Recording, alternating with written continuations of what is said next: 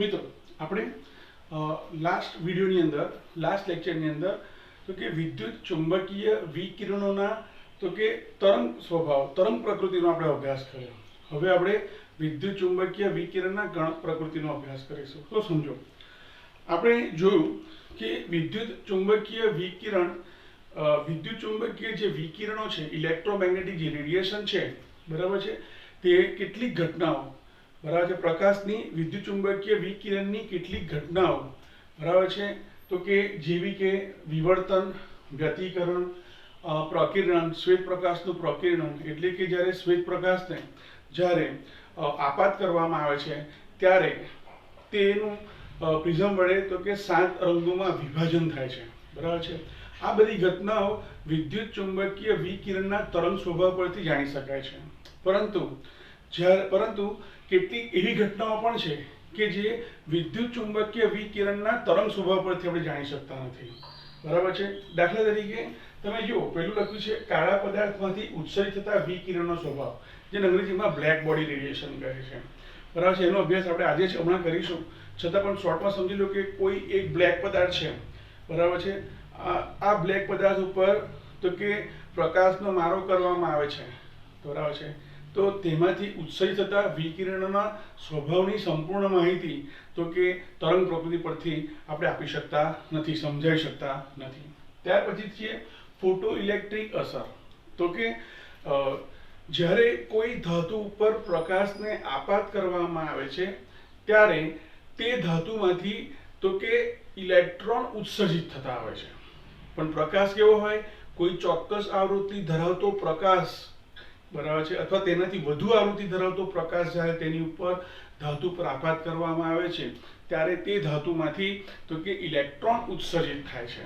આ ઘટનાને photo electric effect તરીકે ઓળખવામાં આવે છે. તેની માહિતી પણ આપણને તો કે વિદ્યુત ચુંબકીય વિકિરણ અથવા પ્રકાશના તો કે તરંગ સ્વભાવ પરથી તો કે આપણે તે જાણી શકતા નથી, તે સમજી શકતા નથી અથવા સમજાવી શકતા નથી. ત્યારબાદ તો કે ઘન પદાર્થની ઉષ્માધારિતાનું વિચલન. તો તમે સમજો, ઉષ્માધારિતા, હીટ કેપેસિટી કોને કહેવાય? તો કે કોઈ ઘન પદાર્થ છે મારી પાસે, આ ઘન પદાર્થમાં તો કે એની પર તાપમાન ગરમ કરીને એનું તાપમાન વધારવામાં આવે તો કોઈ પણ ઘન પદાર્થના તાપમાનમાં 1 ડિગ્રી સેલ્સિયસનો વધારો કરવા માટે જે તાપમાન આપવું પડે છે તેને તે પદાર્થની ઉષ્માધારિતા કહે છે. તો આ ઉષ્માધારિતામાં થતું વિચલન તો કે આપણે તરંગ પ્રકૃતિ પરથી આપણે સમજાવી શકતા નથી, બરાબર છે. એટલે તે કણ પ્રકૃતિ દ્વારા સમજાવી શકાય છે, જેનો આજે અભ્યાસ કરીશું આપણે. છેલ્લે રેખીય વર્ણપટ. હવે તમે સમજો, તમે ધોરણ 10 ની અંદર પ્રકાશ ચેપ્ટર ભણી ગયા, જેની અંદર શ્વેત પ્રકાશને જ્યારે પ્રિઝમ પર આપાત કરવામાં આવે છે, બરાબર છે, ત્યારે તેમાં 7 રંગોનું વિભાજન થાય છે. 7 રંગોમાં તે વિભાજન પામે છે, એટલે કે આપણને તો કે વિબગ્યોર, બરાબર છે, જાનીવાલી પીનારા, આમ 7 પ્રકારના રંગોમાં 7 પ્રકારના રંગો ધરાવતા પ્રકાશમાં તેનું વિભાજન થાય છે, જેને આપણે શ્વેત પ્રકાશનું પ્રકિરણ કહીએ છીએ, બરાબર છે. એવી રીતે જ્યારે હાઇડ્રોજન વાયુના પરમાણુ હાઇડ્રોજન વાયુને કોઈ ચેમ્બરમાં લઈને તેને જ્યારે વિદ્યુત ચુંબકીય વિકિરણની પર પસાર કરવામાં આવે છે ત્યારે તો કે જે તે વર્ણપટ આવે છે એ વર્ણપટ એ રેખીય પ્રકારનો હોય છે. આ રેખીય વર્ણપટની સમજૂતી પણ આપણે વિદ્યુત ચુંબકીય વિકિરણના તરંગ સ્વભાવ પરથી આપી શકતા નથી. તો હવે આપણે બ્લેક બોડી રેડિયેશન એટલે કે કાળા પદાર્થમાંથી ઉત્સર્જિત થતા વિકિરણનો અભ્યાસ કરીએ, બરાબર છે. તે પહેલાં જરૂરી માહિતી મેળવી લઈએ. તો આપણે જાણીએ છીએ કે ધારો કે કોઈ પણ ઓબ્જેક્ટ છે, ધારો કે મારી પાસે આ પેન છે, તો એમાં તમને સફેદ પ્રકાશ પણ દેખાય છે અને લાલ પ્રકાશ પણ, એટલે કે લાલ રંગ અને સફેદ રંગ બંને દેખાય છે. આવું શા માટે થાય છે? તો કે સામાન્ય રીતે જ્યારે પ્રકાશ તો કે કોઈ પદાર્થ પર પડે છે ત્યારે તે પદાર્થમાં રહેલ તો કે જુદા જુદા રંગના જે પોર્શન છે એ રંગ તો કે તે રંગ સિવાયના બાકીના જે પ્રકાશના રંગો છે, બરાબર છે, એ વિદ્યુત ચુંબકીય વિકિરણમાં શોષી લે છે અને જે તેની પાસે છે, બરાબર છે, તે ઉત્સર્જિત કરે છે, માટે આપણને જે તે રંગ દેખાય છે. તો કોઈ પણ પદાર્થ ઉપર જ્યારે શ્વેત પ્રકાશ આપાત કરવામાં આવે છે, એટલે કે હવે શ્વેત પ્રકાશની અંદર જુદા જુદા રંગો છે, એટલે કે એની અંદર જુદી જુદી તરંગ લંબાઈ ધરાવતા વિદ્યુત ચુંબકીય વિકિરણો છે. જ્યારે વિદ્યુત ચુંબકીય વિકિરણો પદાર્થ પર પડે છે ત્યારે તેમાં 3 ઘટના જોવા મળે છે. એબ્સોર્પ્શન, રિફ્લેક્શન અને ટ્રાન્સમિશન. તો ધ્યાન આપો, કેટલોક પદાર્થ છે કેટલાક વિદ્યુત ચુંબકીય વિકિરણ છે તે પદાર્થ શોષી લે છે, એટલે કે એબ્સોર્બ થઈ જાય છે કેટલાક વિદ્યુત ચુંબકીય વિકિરણ. કેટલાક છે એ પાછા ફરે છે, અને જે વિદ્યુત ચુંબકીય જે તરંગ લંબાઈ ધરાવતા વિદ્યુત ચુંબકીય વિકિરણ પાછા ફરે છે અને આપણી આંખમાં જાય છે, બરાબર છે, તે આપણને કલર તેનો દેખાય છે. અને કેટલાક વિદ્યુત ચુંબકીય વિકિરણ તેમાંથી પસાર થઈ જતા હોય છે, એટલે કે ટ્રાન્સમિટ થતા હોય છે, બરાબર છે. હવે શું કહે છે, હવે આપણે ઘન પદાર્થ પર તાપમાનની વાત કરીએ તો ધારો કે મારી પાસે એક ઘન પદાર્થ છે. તો તમે જ્યારે ઘન પદાર્થને તો કે તમે ગરમ કરો છો, કોઈ પણ ઘન પદાર્થને ગરમ કરવામાં આવે છે ત્યારે તે વિદ્યુત ચુંબકીય વિકિરણનું પહેલા શોષણ કરે છે, અને ત્યારબાદ તેમાંથી જુદી જુદી તરંગ લંબાઈ ધરાવતા તો કે વિદ્યુત ચુંબકીય વિકિરણોને તે ઉત્સર્જિત કરે છે. આ ઉત્સર્જિત થતા વિકિરણોની તરંગ લંબાઈ જુદી જુદી હોય છે, અને જુદા જુદા તરંગ લંબાઈ ધરાવતા જે વિદ્યુત ચુંબકીય વિકિરણો છે તેની સંખ્યા, તેની માત્રા એટલે કે તરંગોની સંખ્યા, સાદી ભાષામાં વિદ્યુત ચુંબકીય વિકિરણોની સંખ્યા જુદી જુદી હોય છે. કોઈક તરંગ લંબાઈ ધરાવતા, દાખલા તરીકે λ2 તરંગ લંબાઈ ધરાવતા વિદ્યુત ચુંબકીય વિકિરણોની સંખ્યા વધારે ઉત્સર્જિત થાય છે, અને દાખલા તરીકે λ4 ધરાવતા વિદ્યુત ચુંબકીય વિકિરણની તો કે તીવ્રતા એટલે કે તરંગની સંખ્યા, તરંગનું પ્રમાણ તો કે ધારો કે વધારે હોય છે. આમ જુદી જુદી તરંગ લંબાઈ ધરાવતા એટલે કે આપણે જે ઇલેક્ટ્રોમેગ્નેટિક જે સ્પેક્ટ્રમ વિદ્યુત ચુંબકીય જે વર્ણપટ ભણી ગયા બરાબર છે લાસ્ટ લેક્ચરમાં, તેની અનુસાર લગભગ બધી જ તો કે તરંગ લંબાઈ ધરાવતા બધા જ પ્રકારની તરંગ લંબાઈ ધરાવતા વિદ્યુત ચુંબકીય વિકિરણો તેમાંથી ઉત્સર્જિત થતા હોય છે. પરંતુ આ તરંગોની જે સંખ્યા હોય છે, જુદી જુદી તરંગ લંબાઈ ધરાવતા તરંગોની સંખ્યા, જેને આપણે અહીંયા ઇન્ટેન્સિટી તીવ્રતાના નામથી ઓળખીશું, બરાબર છે, તે જુદી જુદી હોય છે. તમે જુઓ અહીંયા આપણી પાસે એક આલેખ છે જેની અંદર ઇન્ટેન્સિટી વિરુદ્ધ તરંગ લંબાઈ એટલે કે કોઈ ચોક્કસ તરંગ લંબાઈ અથવા જુદી જુદી તરંગ લંબાઈ ધરાવતા તરંગો અને તે તરંગની જે તીવ્રતા મળે છે તેનો તો કે આલેખ દોરેલો છે. આ વૈજ્ઞાનિક એમ કહી શકાય કે વૈજ્ઞાનિકો દ્વારા રજૂ આલેખ તૈયાર કરવામાં આવેલો હતો. તો તમે અહીંયા સમજો, અહીંયા તો કે તમે જુઓ વધારે તરંગ લંબાઈ ધરાવતા તો કે જે વિદ્યુત ચુંબકીય વિકિરણો છે તેનું પ્રમાણ પણ કેવું છે, ઓછું છે, અને સૌથી ઓછી તરંગ લંબાઈ ધરાવતા તો કે વિદ્યુત ચુંબકીય વિકિરણોનું પ્રમાણ પણ કેવું છે, ઓછું છે. પરંતુ વચ્ચેની તરંગ લંબાઈ એટલે કે બિલકુલ ઓછી પણ નહીં અને બિલકુલ વધારે પણ નહીં તેવી તરંગ લંબાઈ ધરાવતા વિદ્યુત ચુંબકીય વિકિરણોનું તો કે પ્રમાણ તો કે વધતું જાય છે. તમે અહીંયા જોઈ શકો છો આલેખ પરથી કે આ જે પીક જોવા મળે છે આલેખનો, બરાબર છે, એ તો કે મહત્તમ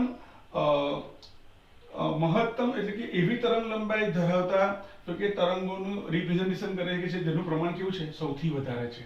તો યાદ રાખો કે કોઈ પણ પદાર્થ તો કે જે વિદ્યુત ચુંબકીય વિકિરણનું ઉત્સર્જન કરે છે તેમાં જે તરંગ લંબાઈ ધરાવતા વિકિરણોનું પ્રમાણ સૌથી વધારે જોવા મળે છે, બરાબર છે, એને આપણે લેમ્બડા મેક્સિમમ કહીશું, બરાબર છે. અને તે તરંગ લંબાઈ ધરાવતો પ્રકાશ તો કે આપણી આંખમાં જાય છે, બરાબર છે, અને આપણને તે રંગ જોવા મળે છે. ટૂંકમાં કોઈ પણ પદાર્થને ઉત્સર્જિત કરવામાં આવે છે તો જે તરંગ લંબાઈ ધરાવતા તરંગોની અથવા વિદ્યુત ચુંબકીય વિકિરણોનું પ્રમાણ સૌથી વધારે હોય છે, ઇન્ટેન્સિટી ઓફ ઇલેક્ટ્રોમેગ્નેટિક વેવ્સ સૌથી વધારે હોય છે, તે રંગ આપણને જોવા મળે છે.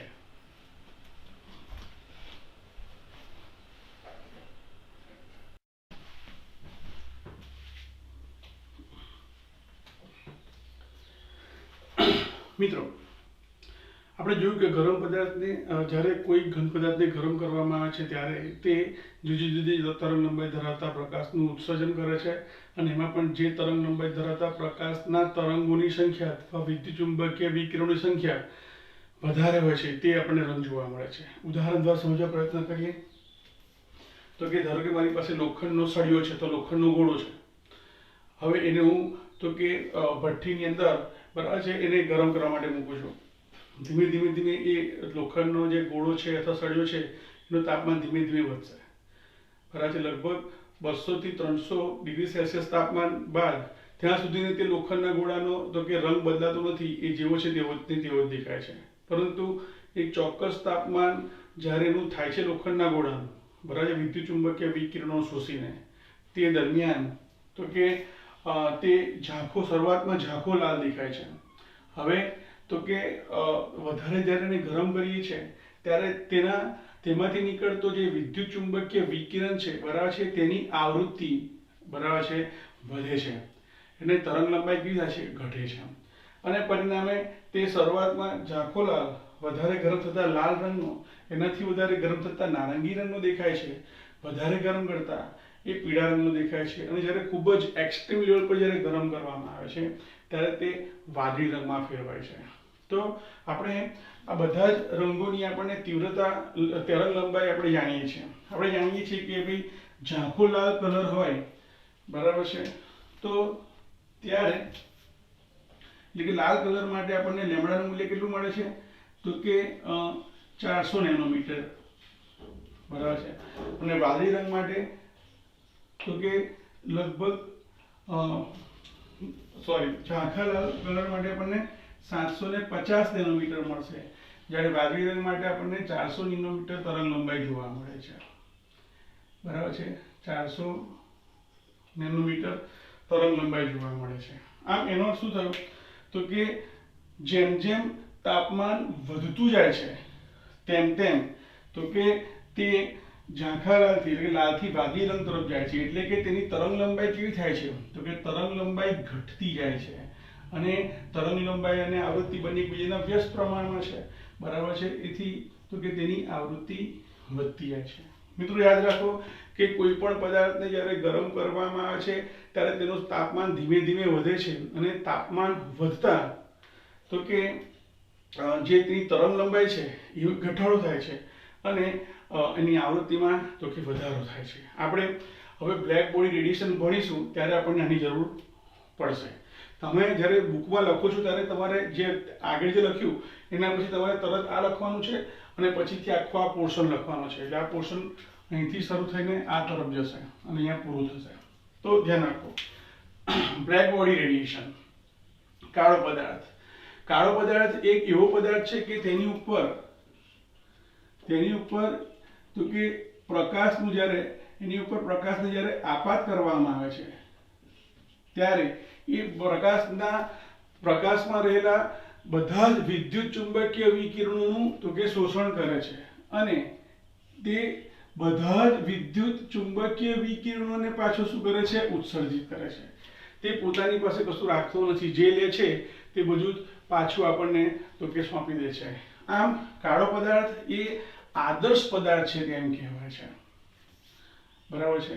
એ તો કે જેટલા વિદ્યુત ચુંબકીય વિકિરણો જુદી જુદી તરંગ લંબાઈ ધરાવતા વિદ્યુત ચુંબકીય વિકિરણો શોષણ કરે છે એ બધા જ તો કે વિદ્યુત ચુંબકીય વિકિરણોને ઉત્સર્જિત પણ કરે છે બરાબર છે. આમ કહી શકાય કે કાળા પદાર્થમાંથી તો કે બધા જ વિદ્યુત ચુંબકીય વિકિરણો ઉત્સર્જિત થતા હોય છે.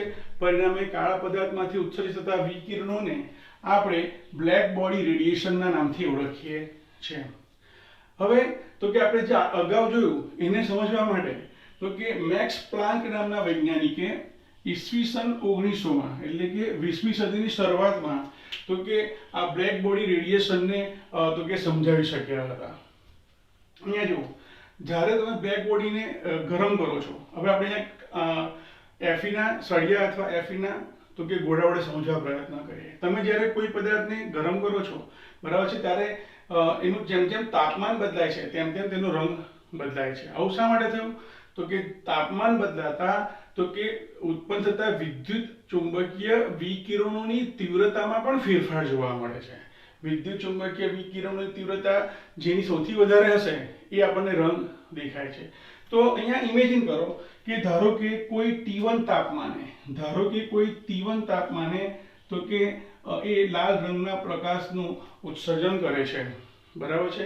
તો તે સમયે પણ જુદી જુદી તરંગ લંબાઈ ધરાવતા બધા જ વિદ્યુત ચુંબકીય વિકિરણો ઉત્સર્જિત થતા હશે. તો આપણે તરંગ લંબાઈ અને તે તરંગ લંબાઈની તીવ્રતાનો જ્યારે આપણે આલેખ દોરીએ છીએ બરાબર છે ત્યારે તમે જુઓ અહીંયા શબ્દનો પ્રયોગ કરીએ વિકિરણની આવૃત્તિ અને તરંગ લંબાઈ એકબીજાના તો કે વ્યસ્ત પ્રમાણમાં જોવા મળે છે. એટલે તમે આવૃત્તિના સંદર્ભમાં લખો તો પણ ચાલે અને તરંગ લંબાઈના સંદર્ભમાં લખો તો પણ ચાલે. તો આપણે સમજો કે કોઈ પણ વિદ્યુત ચુંબકીય વિકિરણની તરંગ લંબાઈ અથવા આવૃત્તિ તાપમાનના તો કે સમપ્રમાણમાં હોય છે. તાપમાન વધે તો તેમાં ફેરફાર સમપ્રમાણ ના કહી શકાય, પણ તાપમાન પર આધારિત હોય છે. કારણ કે તરંગ લંબાઈના સંદર્ભમાં જો વધતી હોય તો આવૃત્તિના સંદર્ભમાં તે ઘટતી હોય છે. બરાબર છે. તો અહીંયા તમે કહી શકો છો કે કોઈ એક નિયત તાપમાન બદલાય છે તો ચુંબકીય વિકિરણની તીવ્રતા બદલાય છે. એટલે આપણે કોઈ એક અચળ તાપમાન લઈએ, એવું તાપમાન કે જ્યારે તેની તો કે જે વિદ્યુત ચુંબકીય વિકિરણો ઉત્સર્જિત કરે છે તે લાલ રંગના છે. તો તે સમયે પણ બધા જ જુદી જુદી તરંગ લંબાઈ ધરાવતા તો કે પ્રકાશના વિદ્યુત ચુંબકીય વિકિરણો બરાબર ઉત્સર્જિત થતા હશે, તેનું મૂલ્ય પણ કેવું જુદું હશે. તો આપણે એક ઇમેજિન કરો કે ધારો કે હું T1 તાપમાને તો કે એ જે ગોળાનો જે પ્રકાશ છે બરાબર છે, ગોળામાંથી નીકળતો જે પ્રકાશ છે તે વખતે જુદી જુદી તરંગ લંબાઈ ધરાવતા તો કે વિદ્યુત ચુંબકીય વિકિરણોનો જ્યારે ગ્રાફ દોરવામાં આવે છે તો ગ્રાફ પરથી કહી શકાય છે કે વધારે તરંગ લંબાઈ ધરાવતા તો કે વિદ્યુત ચુંબકીય વિકિરણોનું તો કે જે તીવ્રતા છે એ કેવી છે, ઓછી છે. જેમ જેમ તો કે લેમ્ડા ઘટતો જાય છે તેમ તેમ તમે જુઓ તો કે વિદ્યુત ચુંબકીય વિકિરણોની તરંગ લંબાઈ ઘટતી જાય છે તેમ તેમ તો કે તેની ઇન્ટેન્સિટી કેવી થતી જાય છે, વધતી જાય છે. અને કોઈ એક ચોક્કસ તરંગ લંબાઈ માટે તો કે મહત્તમ તીવ્રતા જોવા મળે છે, જેનો આપણને તે સમયે રંગ દેખાય છે. અને ત્યારબાદ તો કે તે જ તાપમાને તો કે ઓછી તરંગ લંબાઈ ધરાવતા તો કે વિદ્યુત ચુંબકીય વિકિરણોની તીવ્રતા ઘટતી જાય છે. હવે તાપમાન વધી રહ્યું છે, ઇમેજિન કરો કે ભાઈ પીળો કલર આપે છે, તો એ પીળા કલર જે આપે છે તે વખતનું જે તાપમાન છે એ તે સમય કેવું છે, અચળ છે. તો એ અચળ તાપમાને પણ તમે જ્યારે આલેખ ડ્રો કરો છો, ધારો કે T2 તાપમાન છે, ઇમેજિન કરો કે ભાઈ T2 તાપમાને તે પીળો રંગ દર્શાવે છે અને આ સમયે પણ જુદી જુદી તરંગ લંબાઈ ધરાવતા વિદ્યુત ચુંબકીય વિકિરણ તો ઉત્સર્જિત થતા જ હશે. તો તેનો આલેખ પણ આપણને કંઈક આ રીતે મળે છે. એ સમયે તો કે કોઈ અલગ તરંગ લંબાઈ ધરાવતા તો કે વિદ્યુત ચુંબકીય વિકિરણની તીવ્રતા સૌથી વધારે જોવા મળે છે અને આથી તેનો રંગ કેવો થઈ જાય છે, બદલાય છે. પરંતુ ત્યારબાદ પરંતુ તે વખતે જ તો કે જે ઓછી તરંગ લંબાઈ ધરાવતા જે વિદ્યુત ચુંબકીય વિકિરણો છે એની પણ સંખ્યા, એની પણ તીવ્રતા ઘટતી જાય છે. પણ મિત્રો, જ્યારે તમે વિદ્યુત ચુંબકીય વિકિરણને તરંગ પ્રકૃતિના સ્વરૂપમાં લો છો ત્યારે તો કે જેમ જેમ તરંગ લંબાઈ ઘટતી જાય તેમ તેમ તો કે તેની જે તીવ્રતા છે સતત વધતી જોવી હોવી જોઈએ. આમ સૈદ્ધાંતિક રીતે જ્યારે વિદ્યુત ચુંબકીય વિકિરણને તરંગ પ્રકૃતિ તરીકે લેવામાં આવે છે તો આપણને આ પ્રકારનો આલેખ મળવો જોઈએ છે. પરંતુ પ્રાયોગિક રીતે તમે જ્યારે આલેખ લો છો ત્યારે ઓછી તરંગ લંબાઈ ધરાવતા વિદ્યુત ચુંબકીય વિકિરણોની તીવ્રતા ઘટતી જોવા મળે છે. આમ આ જે વિદ્યુત ચુંબકીય વિકિરણો માટેનું જે પ્રાયોગિક મૂલ્ય છે તે તો કે વિદ્યુત ચુંબકીય વિકિરણના તો કે તરંગ સ્વભાવ પરથી સમજાવી શકાતું નથી.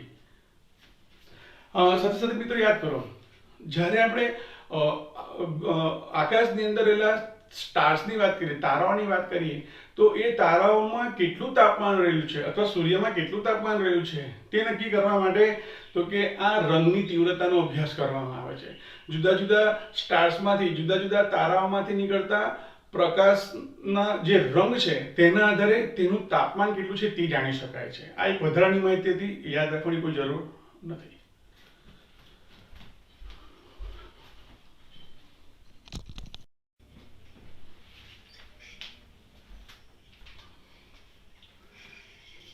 મિત્રો, આમ મેક્સ પ્લાન્ક નામના વૈજ્ઞાનિકે કાળા પદાર્થમાંથી ઉત્સર્જિત થતા વિકિરણોના અભ્યાસ પરથી, એટલે કે બ્લેક બોડી રેડિયેશનના અભ્યાસ પરથી કેટલાક તારણો કાઢ્યા જે મેક્સ પ્લાન્ક થિયરીના નામથી ઓળખાય છે.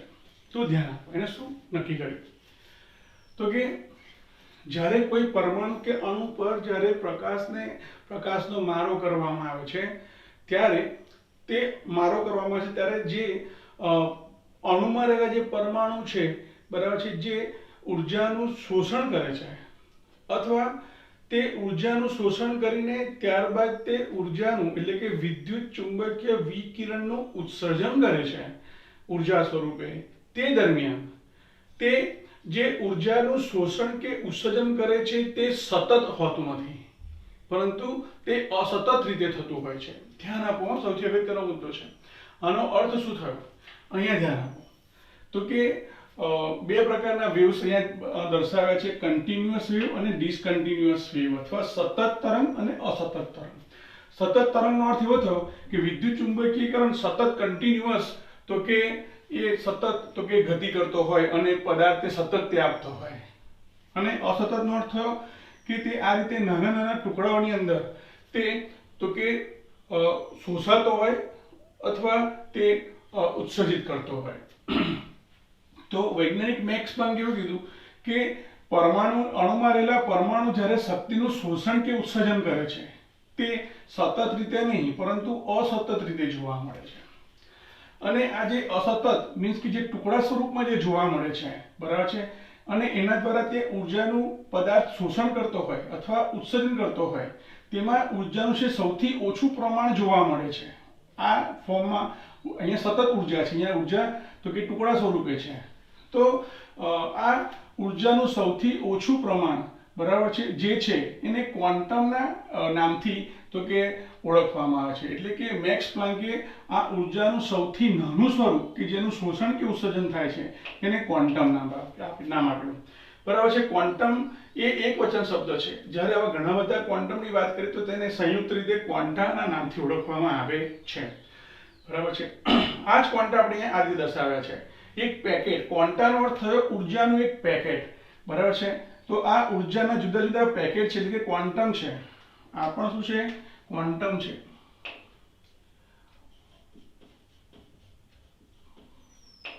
આમ વૈજ્ઞાનિક મેક્સ પ્લાન્કે કહ્યું કે કોઈ પણ વિદ્યુત ચુંબકીય વિકિરણ છે એ સતત નહીં પરંતુ અસતત રીતે ગતિ કરતો હોય છે.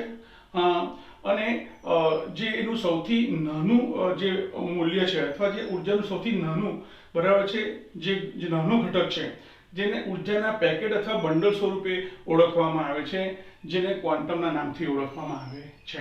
બરાબર છે. ત્યારબાદ એને જે બીજી પોસ્ટ્યુલેટ આપી, જે બીજી ધારણા કરી, એમાં એવું કીધું કે વિકિરણનું જે નાનામાં નાનું જે પોકેટ છે, બરાબર છે, કે નાનામાં નાનું જે ક્વોન્ટમ છે, બરાબર છે, તેની ઉર્જા કેટલી હોય? તો વિકિરણમાં રહેલ એક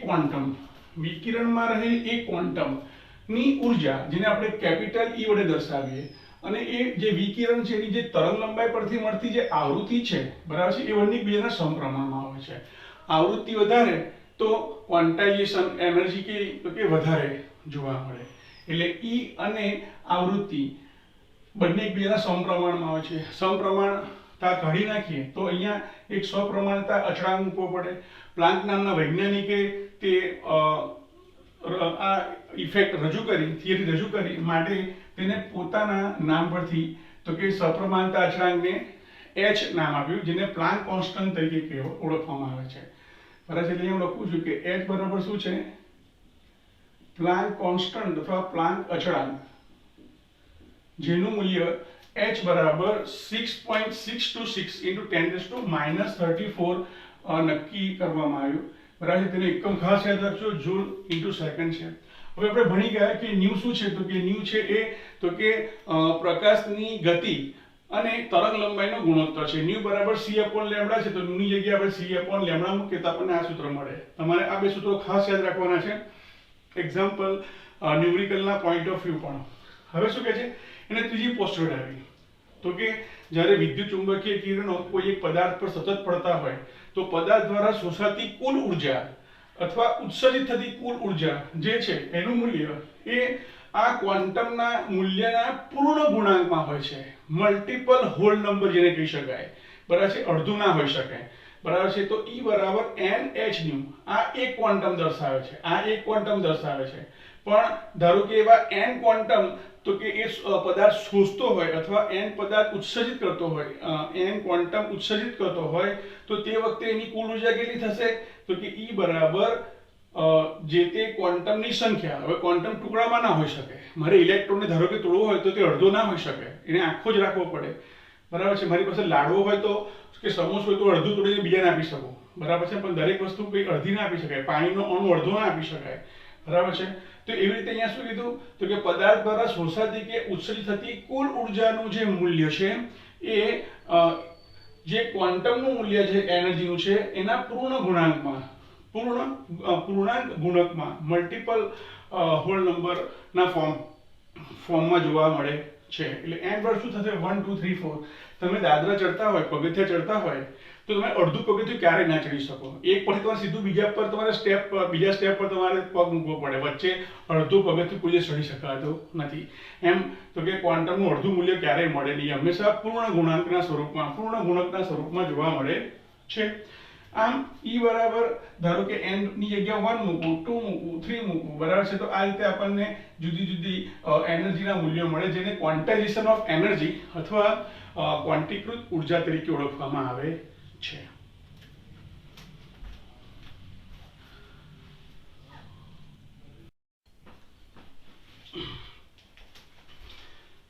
મિત્રો હવે આપણે પ્લાન્ક સમીકરણ પર આધારિત દાખલાનો અભ્યાસ કરીએ. આપણે પ્લાન્ક સમીકરણ જોયું શું હતું તો કે E બરાબર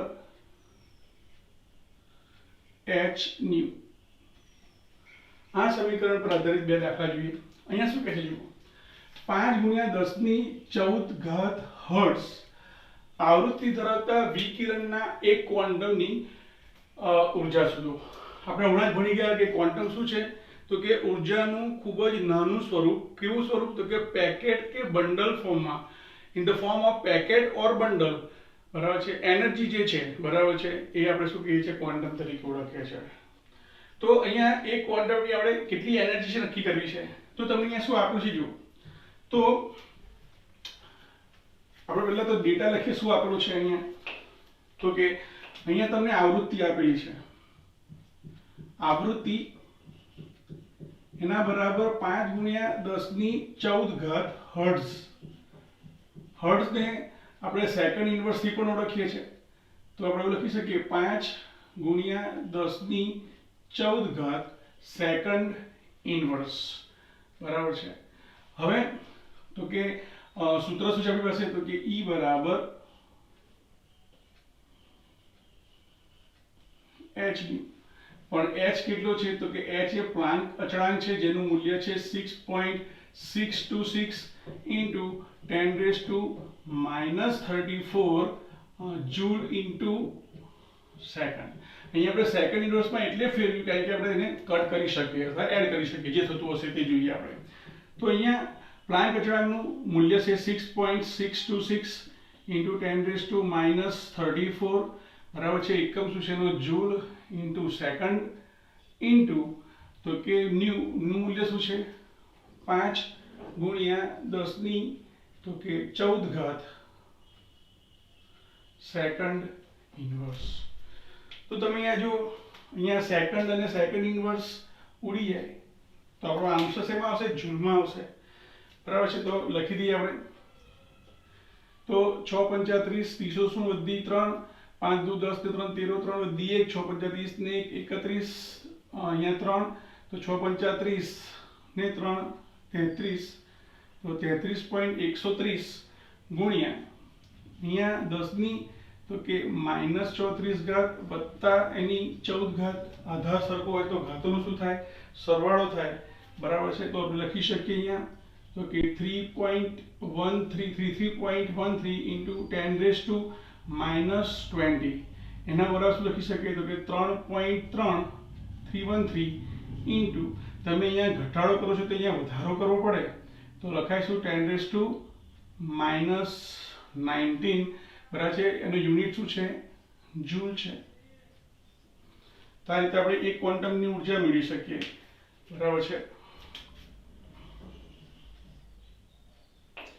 હવે બીજો સમજીએ. અહીંયા તમને શું આપેલું છે? અહીંયા પણ તમારે એક ક્વોન્ટમની એનર્જી ફાઇન્ડ કરવાની છે. તમને આપેલું છે શું અહીંયા? લેમ્બડા બરાબર 700 નેનોમીટર, બરાબર છે. અને એનર્જી શોધવાની છે તો એનર્જી E બરાબર સૂત્ર શું છે આપણી પાસે? h new.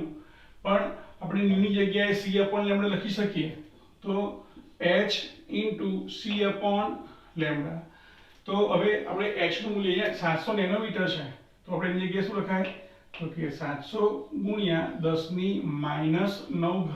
મીટર બરાબર છે અને પ્લાન્ક કોન્સ્ટન્ટ h બરાબર 6.626 into 10⁻34 જૂલ into સેકન્ડ બરાબર છે। હવે આપણે આની અંદર મૂલ્ય મૂકી દઈએ તો h ની જગ્યાએ 6.626 into 10⁻34 બરાબર છે શું છે જૂલ into સેકન્ડ। પ્રકાશની ગતિ પ્રકાશનો વેગ આપણે કેટલો લઈએ છે તો કે 3 ગુણ્યા 10⁸ મીટર પર સેકન્ડ અથવા મીટર સેકન્ડ ઇનવર્સ અને તમને અહીંયા લેમ્બડા કેટલો આપેલો છે તો કે 700 નેનોમીટર છે એ 700 ગુણ્યા 10⁻⁹ મીટર છે। તમે અહીંયા જુઓ અહીંયા એકમોની અંદર મીટર અને સેકન્ડ ઉડી જશે કેન્સલ થઈ જશે બરાબર છે તો metre metre cancel second inverse cancel એટલે આપણો જવાબ શેમાં આવશે જૂલમાં આવશે બરાબર છે। હવે કંઈક આપણે એવું કરી શકીએ 6.626 ગુણ્યા 3/7 ગુણ્યા 10⁻⁻34 ઘાત છે અહીંયા 10⁸ છે અને નીચે જુઓ આ બેને અંદર લઈ લો તો 10⁻7 ઘાત થશે ઉપર જશે એટલે +7 થશે બરાબર છે। હવે તો કે આપણે લખી શકીએ આ રીતે 10 ની કેટલી ઘાત આવશે તો કે 8 7 15 34 માંથી 15 જાય એટલે 19 આવશે એટલે 10⁻⁻19 ઘાત થશે। બાકીનો સિમ્પ્લિફિકેશન કરો આશરે તમે વિચારો ને કે 6.6 છે એટલે 7 લઈ લો તો 7 થોડી ગયા એટલે એપ્રોક્સિમેટલી કેટલો જવાબ આવવો જોઈએ 3 જેટલો જવાબ આવવો જોઈએ બરાબર છે। એટલે અહીંયા જવાબ આવે છે 2.84 ગુણ્યા 10⁻⁻19 ઘાત બરાબર છે જૂલ। તો આ રીતે તમે પ્લાન્ક્સના ઇક્વેશન પરથી તમે આ રીતે તો કે ન્યુમેરિકલ સોલ્વ કરી શકો છો।